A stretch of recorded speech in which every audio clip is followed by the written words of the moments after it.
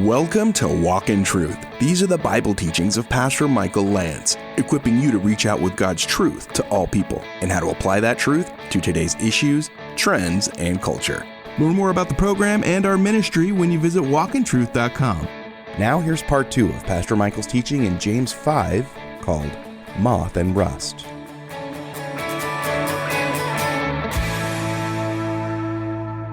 In the last couple of months, I've been sharing with you stories from our benevolence fund. We helped a woman who was in distress lay her mother to rest. She had no money to do the memorial service, and you guys paid for that through the benevolence fund. We have families that come here week in and week out. We give them gift cards for groceries. We pay light bills. When we know someone's genuinely poor, they're a widow or a widower, they just don't have the means, they've done everything they can. There's a lot of stories I could share with you guys about what you do. When you give, money does go to help the poor. We're helping missionaries on the mission field. There are things that we're doing right here from Corona. As we give to the kingdom of God, we're helping people hear the gospel in different places and so forth. I heard of a story of natives of a third world country who were given a sundial. They were thrilled as they learned how to tell time by observing the shadow of the sun on the face of the sundial. As days passed, this amazing instrument attracted such interest that the leaders of the tribe decided that the sundial deserved some sort of worship. To the delight of the leaders, large crowds gathered to worship. However, this created a problem. They now feared for the safety of this remarkable device. It was decided that a beautiful building be erected to house it. This, they thought, would protect it from any would-be thief. You guys see where this is going, don't you? The project was completed, a formal celebration was announced. As thousands gathered, the leaders stood before the sundial, at which time they made a startling discovery. The sundial, the center of attraction, was now useless. Rather than admit their error, the leaders decided to preserve it as a shrine for future generations, thus preserving their own dignity. Christina Onassis said, "Happiness is not based on money. The best proof of that is my family." Oftentimes we see well-to-do families, and when we really pull back the veil or we hear the story years later, it's not pretty. Comedian Richard Pryor was critically burned in an accident in 1980. The accident was caused by his partaking of crack cocaine out of a crack pipe. He described that his addiction had gotten so bad that he sat in a room, isolated himself, and it got so bad that his crack cocaine pipe began to speak to him. He said, "You know you're in trouble when your crack cocaine pipe begins to speak to you." Later, he appeared on the Johnny Carson show, and he shared the following words. He said, "When you're seriously ill, money isn't important. All that I could think of was to call on God. I didn't call the Bank of America one time." Close quote. And in the day of trouble, money will not deliver. We have many, many verses in Scripture that say riches will not deliver on the day of judgment. God does care about our attitudes, and he cares about our actions. We've talked about the theme verse of James is that we're to be doers of the word and not merely hearers only. We talked about James 1:27, that true and undefiled religion is this in the sight of our God and Father, to help orphans and widows in their distress and to keep ourselves unstained from the world. I know the book of James is tough. I know it's in our kitchen. But this is how change comes. And I've had many of you come up to me and say, "Man, the book of James." And we do, "Yeah, the book of James." Remember we called the book of James the book of Frank? Frankly, this is what James says to us, right? And when we hear it and we respond to it, we're all the better. And so in the NIV, he says, "Listen, you rich people, weep and wail because of the misery that is coming upon you." This is a prophetic woe or lament common in the Old Testament. If you're interested to see some of these, write down Isaiah 10:5, 28:1 of Isaiah. You could read Isaiah chapters 5, 13, 15, and 34. If you've ever studied the book of Isaiah, you know that there's an oracle against this nation, an oracle against that nation, an oracle against this leader. And they're prophetic woes. And they're an indictment against a leader who's manipulated the people of Israel or persecuted the people or killed them or been merciless, had no pity or compassion. And God addresses these world leaders and basically says, "I will preside over your funeral." This is a burst of righteous indignation. An example is Isaiah 33:1 addressed to Assyria. It says, "Woe to you, O destroyer, you who have not been destroyed. Woe to you, O traitor, you who have not been betrayed. When you stop destroying, you will be destroyed. When you stop betraying, you will be betrayed. There's a warning in Isaiah 13 that I'd like you to turn to get a flavor of how these are written. Find the book of Isaiah, go to chapter 13. This is written in the day of the Lord type of language, so it does address the last days, but often there's a dual interpretation or a dual meaning. That is, it's addressed to a world empire or leader of the day, and it's also addressed to the last days of the world. Isaiah 13:6 says these words, "Wail, for the day of the Lord is near.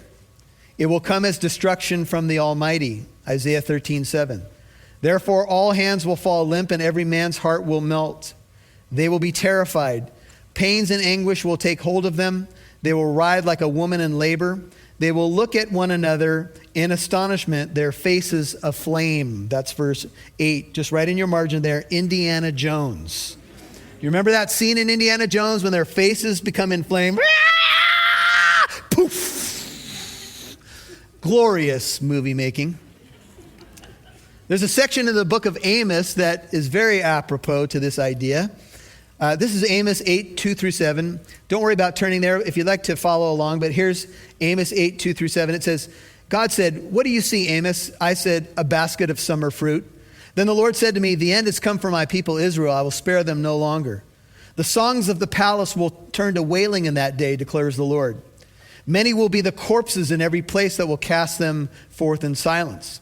Hear this, you who trample the needy, to do away with the humble of the land, saying, 'When will the new moon be over so that we may sell grain and the Sabbath, that we may open the wheat market? Let's get the religious days over so we can sell, to make the bushel smaller and the shekel bigger, to cheat with dishonest scales,'" think of the money changers, "'so as to buy the helpless for money and the needy for a pair of sandals, that we may sell the refuse of the wheat. The Lord has sworn by the pride of Jacob. Indeed, God says, I will never forget any of their deeds. Their actions reveal that they did not love God, and God says what they did, get this, I swear, says God, and it's very rare when God swears. He can't swear by anybody higher than himself. He says, I swear I will never forget what they have done." Now, as a person in the early church reading this stuff, you had to be encouraged, especially if you had been ripped off lately. Turn back to the book of James. But if you were a wealthy landowner sitting in the same congregation, you might be a bit disquieted or discomforted. There's an Anglican bishop, his name is J.C. Ryle, from a generation ago or two. He says the following about money, extremely insightful. He says, "It is possible to love money without having it. It's possible to have it without loving it."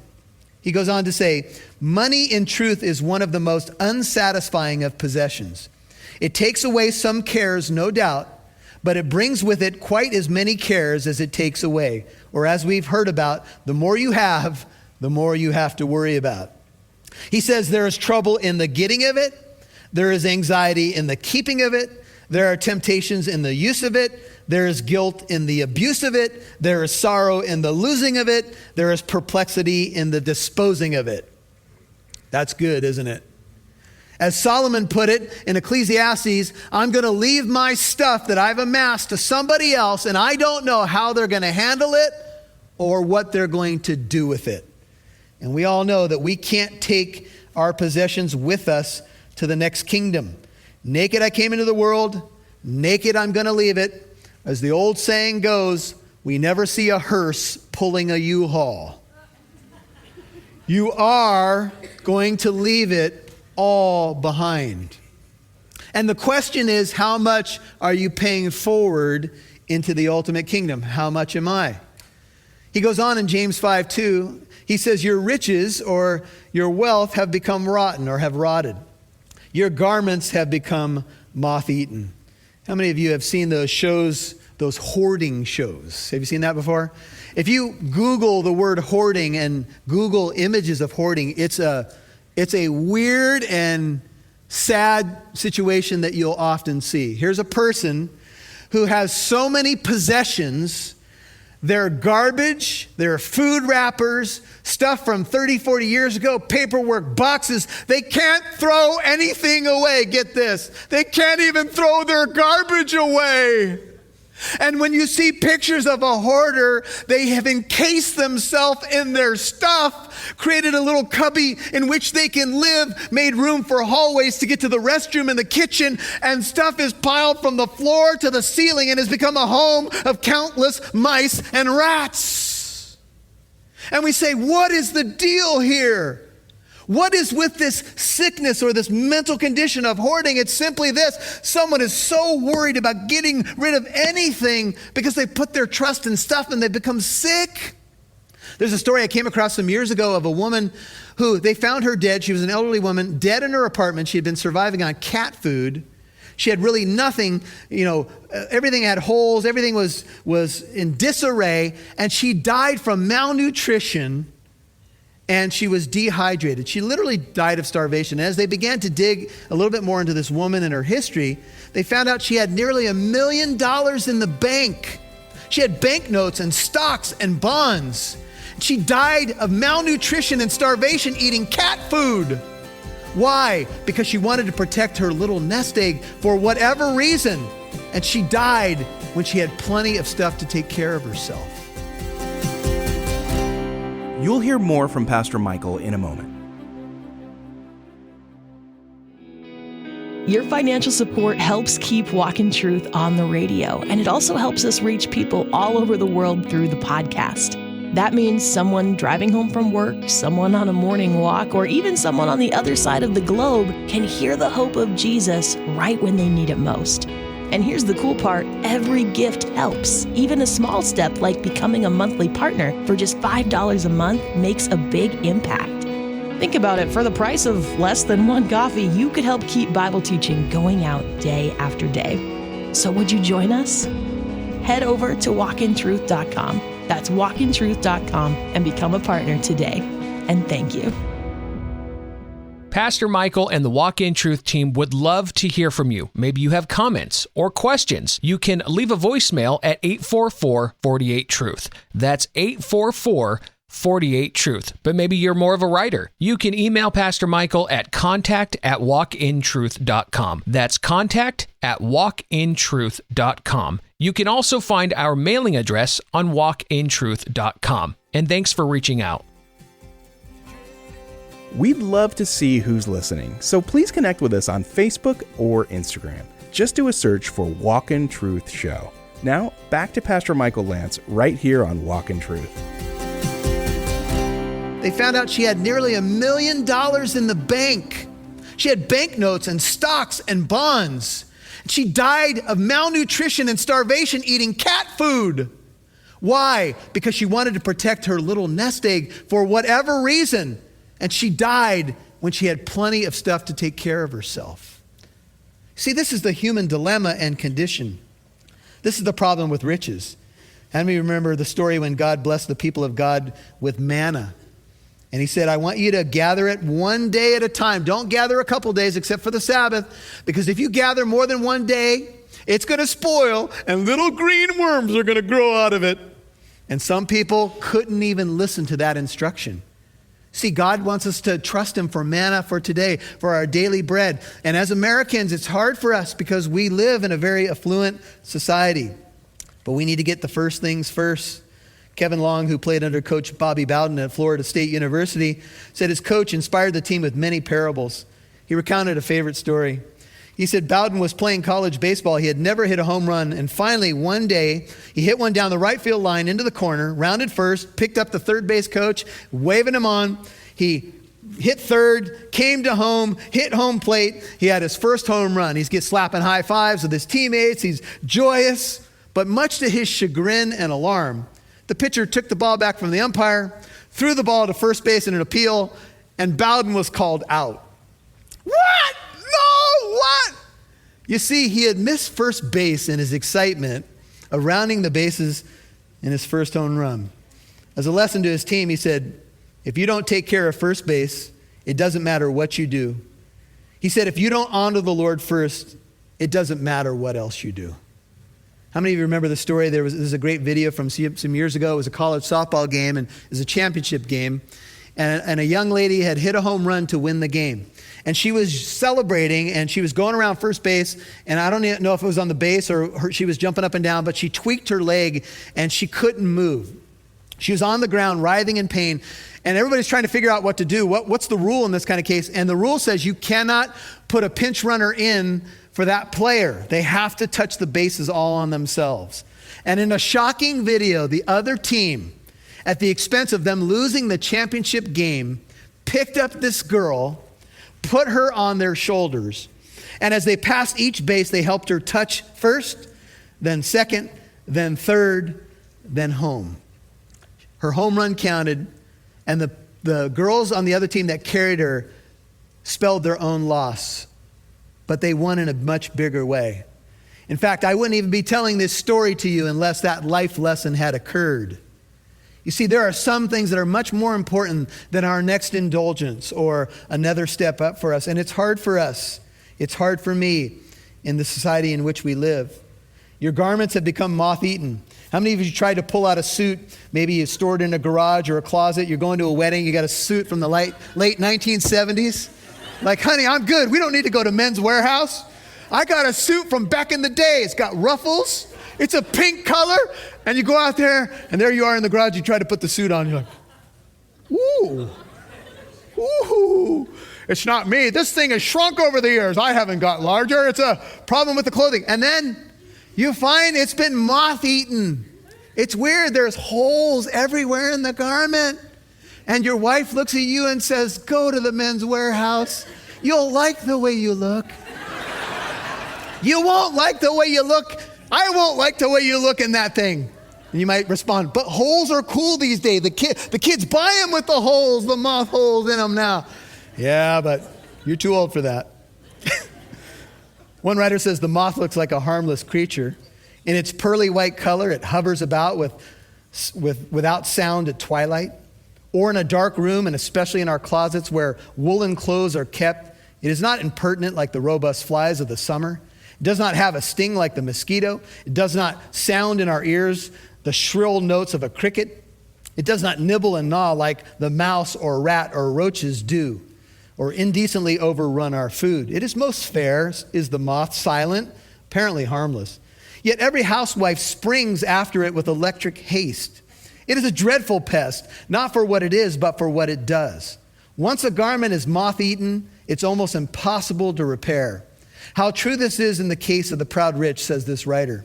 Once one begins to suffer the sickness of pride of riches, the cure is very difficult.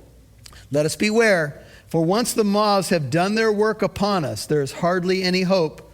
Let us remember also that the moth does its work secretly without our realizing it, and so does our pride in riches. We may be proud of the things we wear and possess without ever realizing it, how stealthily the moth works, and how stealthily our pride of our souls. You see, your gold and silver, verse 3, have rusted, says James.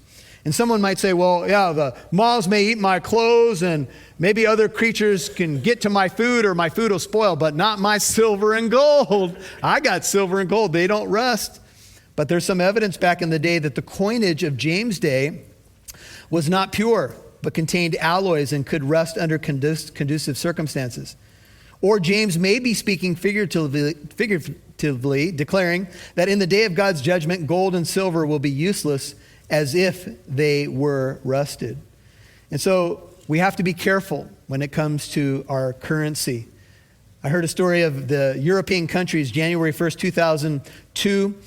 They began switching from their existing currency, the lira, franc, mark, and so on, to the euro. After a grace period of 6 to 8 weeks, all traditional currency became worthless. According to the Chicago Tribune, 2 men in Berlin planned to fill an empty swimming pool with nearly 45 million worth of Deutsche Marks. They've invited people to come to the pool party and dive in. The German government will use about 128 shredding machines to dispose of old banknotes. The state government of Hesse will burn its marks in a heating system. And organizers of the Cologne Carnival want to use shredded notes as confetti. The Austrians plan to turn their shillings into 560 tons of compost. Likewise, there will come a day when all our money will become no more valuable than compost, close quote. It's hard for us to imagine that we could look at a banknote or we could look at coinage and we could say, oh, it'll be worthless one day, but that's just the truth. And we've been sold a lie that the things that we think are going to last actually will not. And that's why we need wisdom to handle things correctly. The Apostle Peter writes, don't ignore this one fact, beloved, that with the Lord, a day is like 1,000 years and 1,000 years is like one day. An economist heard that verse and he was quite amazed about it. So he went to God and he said, Lord, is it true that 1,000 years for us is like 1 minute to you? The Lord said, yes. The economist said, then $1 million to us must be like a penny to you. The Lord said, well, yes. The economist said, will you give me one of those pennies? The Lord said, all right, I will. Just wait here a minute.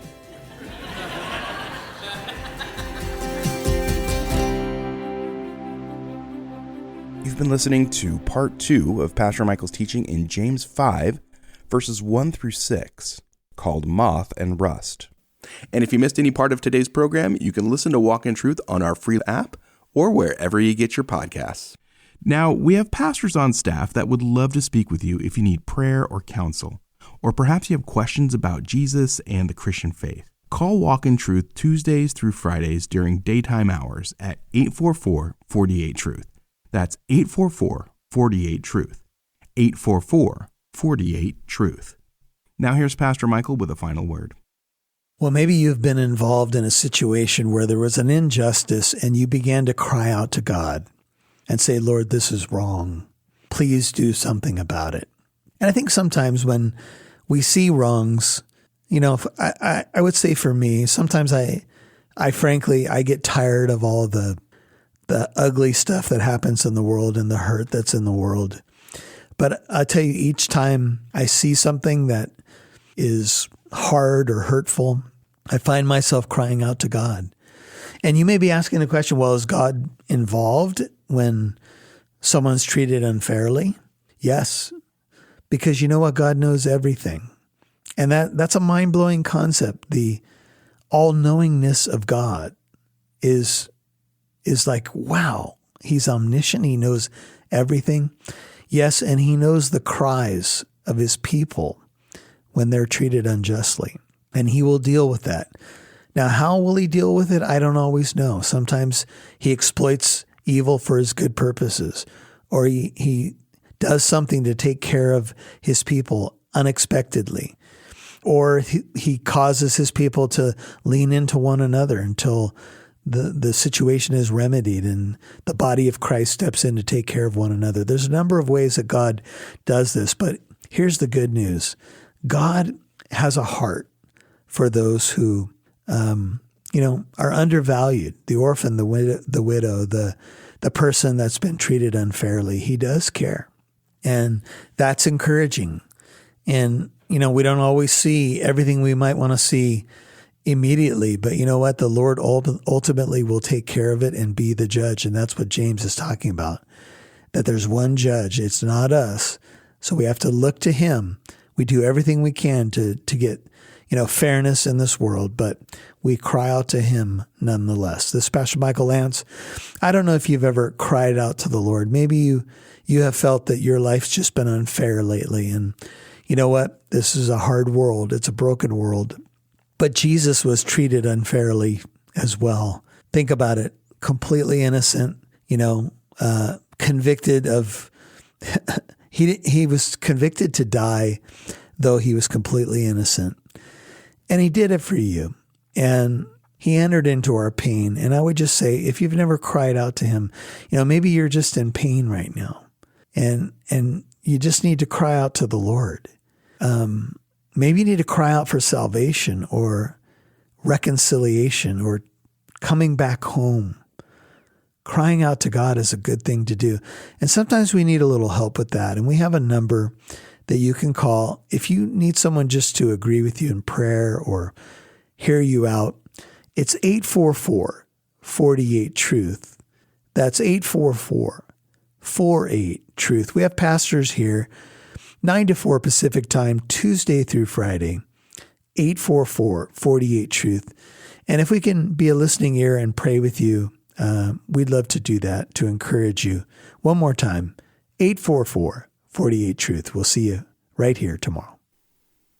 And please remember that Walk in Truth is a listener-supported ministry.